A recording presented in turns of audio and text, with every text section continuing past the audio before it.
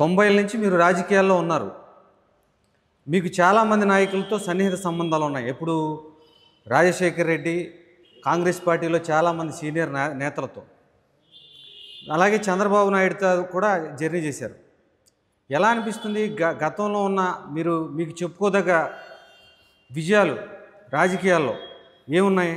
చంద్రబాబు గారు ఏంటంటే ఒక ఆలోచన, ఒక ఐడియా, ఒక పద్ధతి, ఎట్లా డెవలప్ చేయాలి రాష్ట్రాన్ని ఆలోచించే వ్యక్తి చంద్రబాబు గారు. రాజశేఖర్ రెడ్డి కాంగ్రెస్ పరిపాలన అదొక రకంగా ఉంటుంది. దాంట్లో స్వేచ్ఛ ఎక్కువ ఉంటుంది. కార్యకర్తల పని కార్యకర్తలు చేస్తారు, తల్లులు ఆడుకుంటారు, గ్రూపులు చేస్తారు. అదొక విధానం. ప్రజాస్వామ్యం ఎక్కువ ఉంటుంది కాంగ్రెస్లో. ఇక్కడ వచ్చేటప్పుడు బాబు గారు విజనరీ లీడరు, ఏ వస్తువు ఎక్కడ పెట్టాలో రాష్ట్రంలో ఆయనకి బాగా తెలుసు. ఆయనకన్నా అంత తెలిసి ఉన్న డెవలప్మెంట్ ఉన్న విజనరీ నాయకుడు నాకు తెలిసి బహుశా భారతదేశంలో ఎవరు లేరు.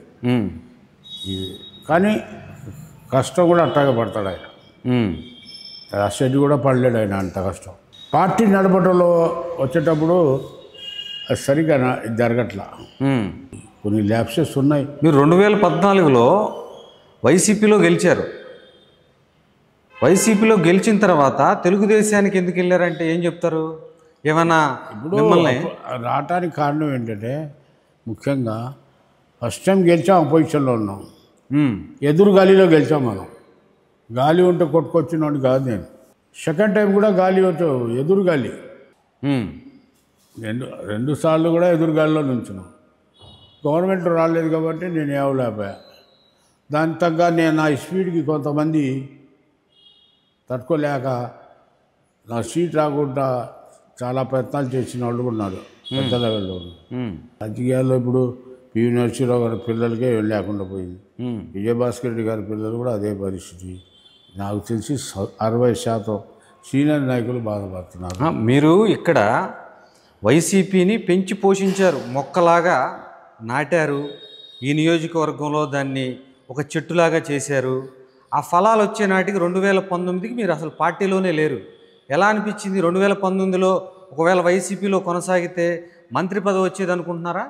ఈ సీజన్లో వేసిన పచ్చడి మళ్ళీ వచ్చే సంవత్సరం కూడా అదే టేస్ట్ కావాలంటే రాదు. వస్తుందా చెప్పండి.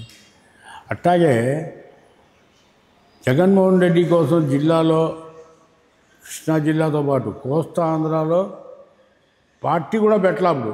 జగన్మోహన్ రెడ్డి గారు నాకు నెల్లూరు కాడ ఒక పల్లెటూరులో పిలిపించి, గెలిలన్నా నువ్వు మా నాన్నకి ఎట్టా తోడుకున్నావు అట్టా ఉండాలన్నారు.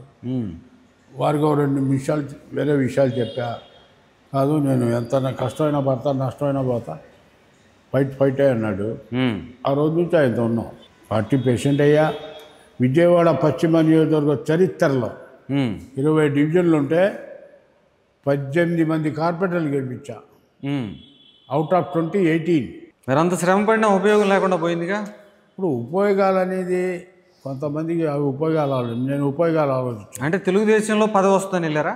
అప్పుడు పదవి ఏముంది సార్, పదవి ఉన్నా లేకపోయినా ఎమ్మెల్యే ఉన్న అన్నవాడు వాడు పని చేయించుకోలే క్యాపబిలిటీ ఉండాలి. ఆ క్యాపబిలిటీ నా దగ్గర ఉందని నేను అనుకుంటున్నాను. పదవి ఉన్నా లేకపోయినా ఏముంది, పదవి ఇస్తే ఏదో చైర్మన్ ఇస్తారు. ఇప్పుడు డబ్బులు సంపాదించాలి ఆలోచన మాకు లేదు. భగవంతుడు ఇచ్చింది ఏదో కాస్త కూస్తా ఉంది. మరి అటువంటి పదవులతో పని ఉంటుంది.